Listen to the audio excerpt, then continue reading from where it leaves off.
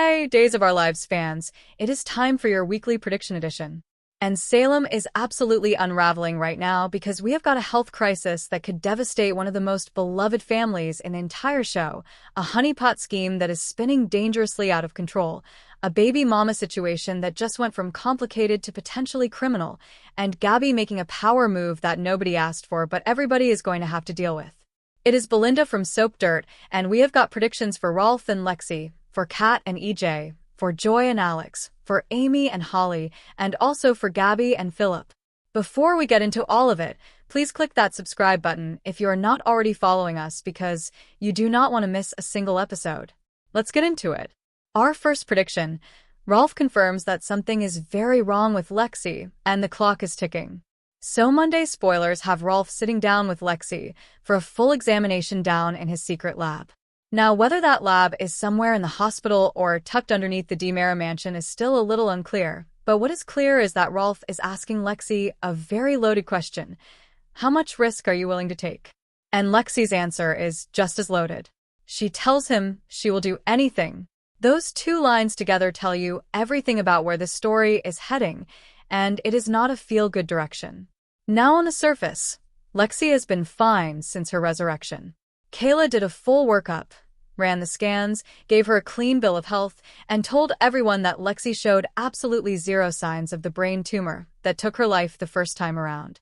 That was the reassuring news. But Rolf has already quietly flagged potential trouble to EJ, which means Rolf knows something Kayla does not know or did not catch. And then there is Miracle Max, the rat that received the same miracle serum as Lexi, who just up and died. And before he died, both Rolf and Mark Greene noted increased aggression in the animal. That is not a coincidence. That is a warning. And fans have been picking up on something being off with Lexi since she came back. The Lexi that Abe knew and loved was warm and steady and deeply principled. But the Lexi we have been watching since her resurrection has some edges that feel unfamiliar. She has been noticeably mean about Polina, which the old Lexi would not have been. She is going to get snippy with Kristen soon. And this week when Theo tells her he is going back to work with Johnny, Lexi is apparently going to be happy about it, but Abe will not be, and Abe fully expected Lexi to share his concern. That is out of character. That is a tell. So my prediction is that Rolf is going to confirm this week exactly what is happening with Lexi's health, and both Lexi and EJ are going to hear it at the same time. And whatever Rolf tells them, it is serious enough that Lexi has already pre-committed to doing anything to fight it. She is not going to lose Abe and Theo again. She just got them back. She will agree to experimental treatment, sketchy procedures, whatever it takes. And that desperation is going to open the door to some very dark choices. Our second prediction, Kat is faking the hypnosis and actively leading EJ down a path of lies. Friday spoilers have Kat lying to EJ, and the preview we have of their conversation has EJ saying something like, "I assume that is how you came in contact with Clyde Weston," and Kat appearing to nod along and play the role perfectly. And she is also going to kiss him at some point this week. So this whole situation is escalating fast. Let's just recap how we got here because the layers on this scheme are genuinely impressive. EJ has been obsessed with recovering his memories from that Italian hospital, specifically what happened between him and Kat during that time.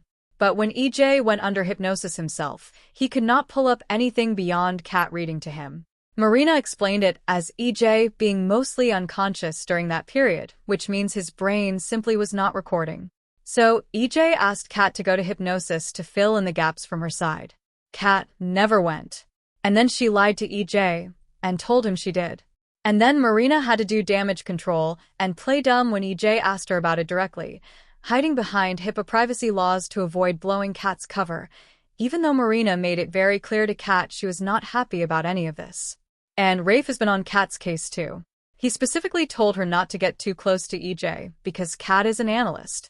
She is not a trained ISA field agent. She is not equipped for a honeypot operation, and Rafe knows it even if Kat does not want to hear it. So now this week EJ is asking Kat about Clyde and how they connected, and Kat is going to start manufacturing memories. She is going to feed EJ a story, probably something about Clyde finding her at the hospital where the two of them were together, and she is going to make it believable enough that EJ buys it. Because the whole point of this scheme is to get EJ to hand over the drugs so Kat can give it to the ISA. Kat told EJ she wants it for her mother. That is the emotional hook she is using to get him to cooperate. But here's the problem with this entire plan. Lexi is about to get very sick. And if Lexi's health crisis is connected to the miracle serum, which it almost certainly is, EJ is not giving that drug to anybody. He is going to be clinging to it like it is the most precious thing in the world because it might be the only thing that saves his sister. So Kat's entire scheme may collapse under the weight of circumstances nobody planned for. And in the process, EJ is going to get his heart broken by a woman he genuinely has feelings for. Kat is playing a dangerous game, and the collateral damage is going to be real.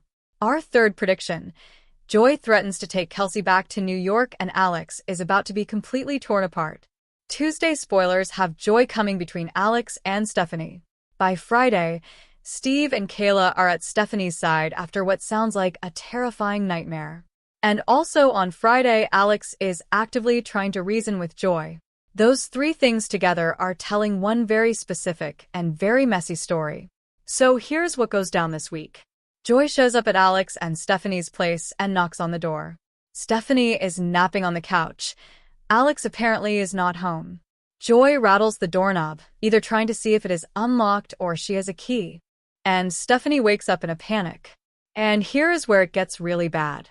Stephanie grabs her gun and fires. Without checking who is there. Without waiting. She just shoots. And then Jada is standing there telling Stephanie, "You pulled a loaded gun and fired on an innocent person." So yes, Stephanie shot at Joy, Alex's baby mama, the mother of his child. Now this did not come out of nowhere. Stephanie has been showing PTSD symptoms ever since her kidnapping, and that trauma is real, and it is serious, and it deserves compassion. She went to Steve and asked him for a gun specifically because she has been scared and on edge. And Steve gave her one, but with rules. Keep it in a lockbox, keep it unloaded, store the ammunition separately. If Stephanie had followed those rules, she physically could not have fired that shot at Joy because she would not have had a loaded weapon ready to go in the moment. But she did not follow the rules, and now here we are. I think Stephanie misses. But it almost does not matter whether she hits Joy or not because the act of firing a gun at someone, even if it is an accident rooted in trauma, is not something you just move past. Joy came back to Salem saying she only wants what is best for Kelsey. Maybe that was true, maybe it was not, but now she has a very legitimate reason to say this environment is not safe for her daughter. And I think that is exactly what Joy is going to say to Alex when he is trying to reason with her on Friday. She is going to tell him she is taking Kelsey back to New York and Alex can come visit whenever he wants to see his daughter. And Alex is completely stuck. He loves Stephanie, but he wants to be a present father to Kelsey, not a weekend visit dad. Those two things are in direct conflict right now, and there is no clean answer. Stephanie might temporarily move over to Steve and Kayla's place while this cools down. But there is also the very real possibility of criminal charges, because you cannot discharge a firearm in an apartment building and claim PTSD as a get-out-of-jail-free card. Joy could file charges. The police could file charges regardless of what Joy wants. And if Stephanie is facing legal consequences on top of everything else, Alex's situation just went from complicated to genuinely devastating. Our fourth prediction: Amy is plotting revenge against Holly for Sophia's death, and Melinda Trask is going to get pulled into it. Wednesday's spoilers have Amy opening up to Melinda Trask. And that pairing is very intentional because both of these women had complicated but real feelings for Sophia.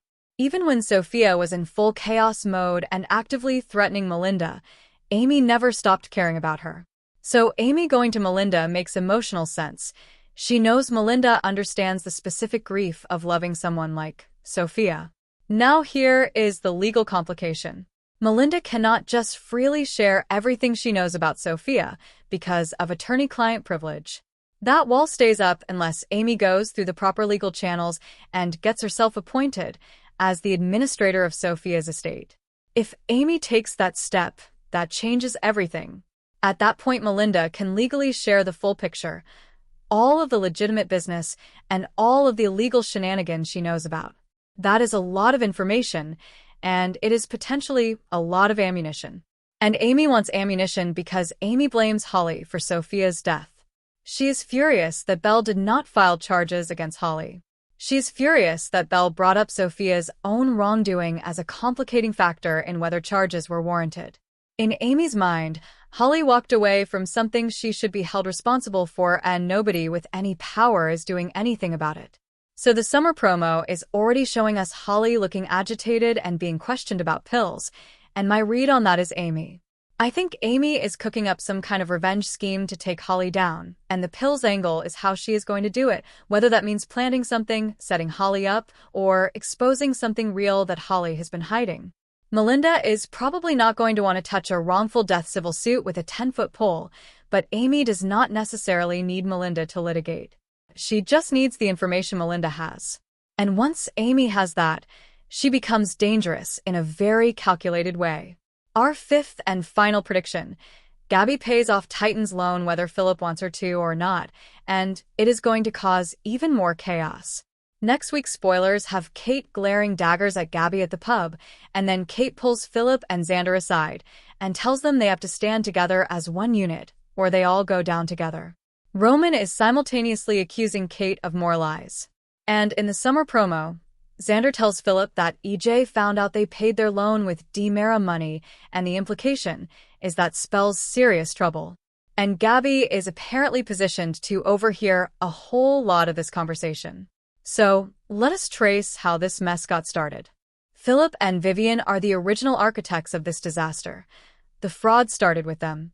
But Gabby handed Tony the dirt that got DiMera back from Titan, and that demerger nearly destroyed what Xander and Philip had built. Now there is this enormous loan hanging over everything with the family mansion on the line as collateral.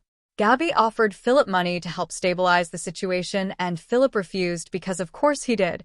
His pride is not going to let him take money from Gabby after everything that happened between them.